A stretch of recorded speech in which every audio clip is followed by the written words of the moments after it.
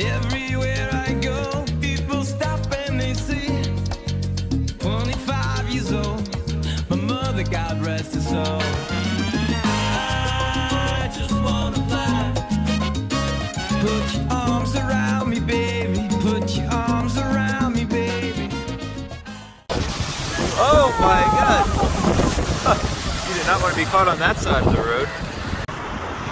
What a nice place to hang out.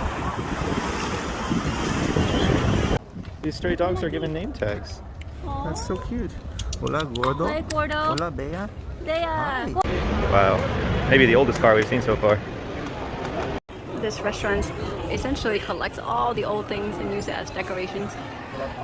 Really cool. This TV still works. Look at this. It's a little courtyard. This is how the walk is jerry-rigged.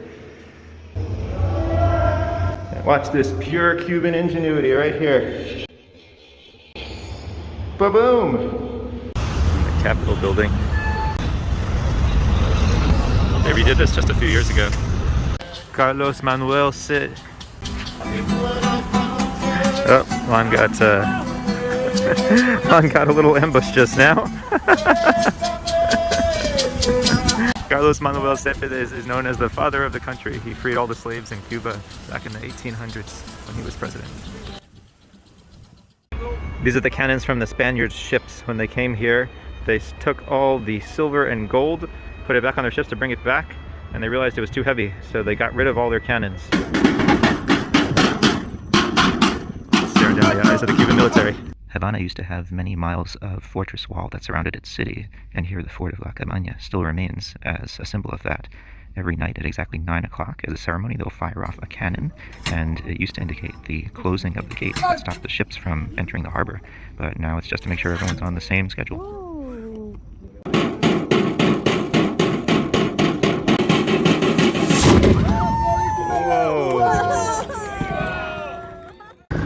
Now that's a taxi.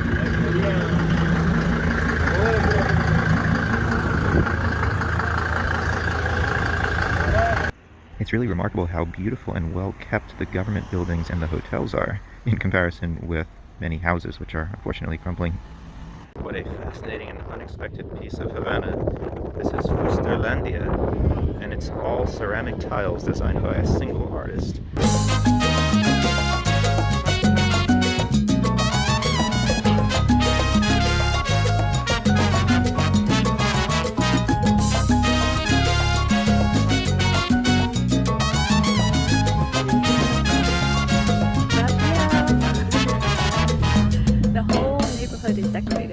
Raphael's gonna take us around this town.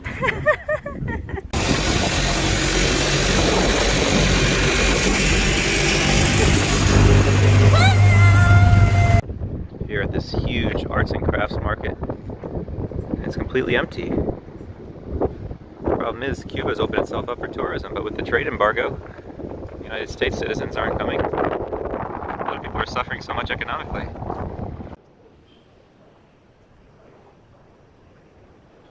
Cars and parts are expensive in Cuba, and because of the American embargo, the only ones that make it in are the ones that have nothing to do with the United States.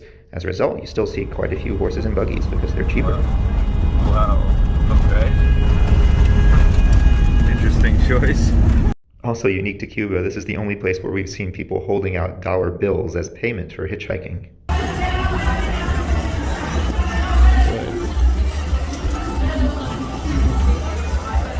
don't know what they're all taking. Now that's efficient. There's another one. Such colorful streets.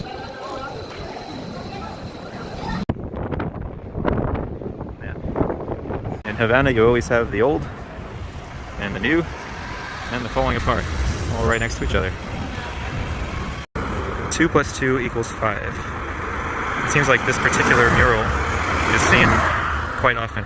Santera, the sign of a shaman, who also sells alcohol at 10 p.m.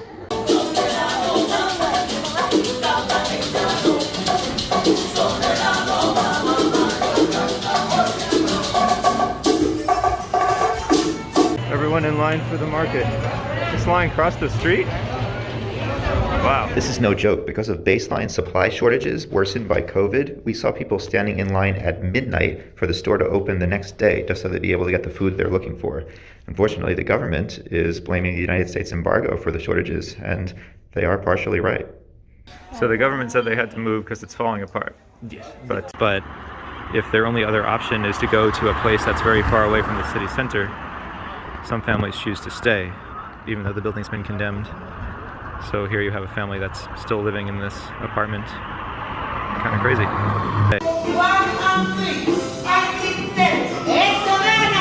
Dance a little stranger, show me where you've been. Love can make you hostage, wanna do it again.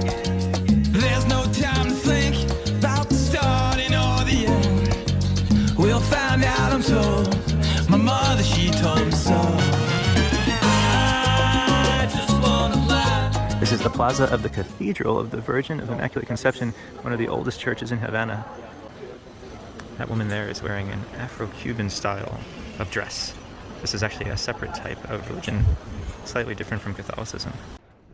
There's actually pieces of coral embedded into this stone from the ocean. How cool is that? Man, look at this beautiful place. Now it just hangs clotheslines. This is where the famous film Fresca y Chocolate had been filmed back in the 90s. We hope these video clips help to provide an authentic depiction of Cuba. It's not perfect, but the culture is beautiful. The people are super friendly. We always felt safe. The food was delicious. By going to Cuba and investing in individuals' goods and services, we're helping make those people's lives better.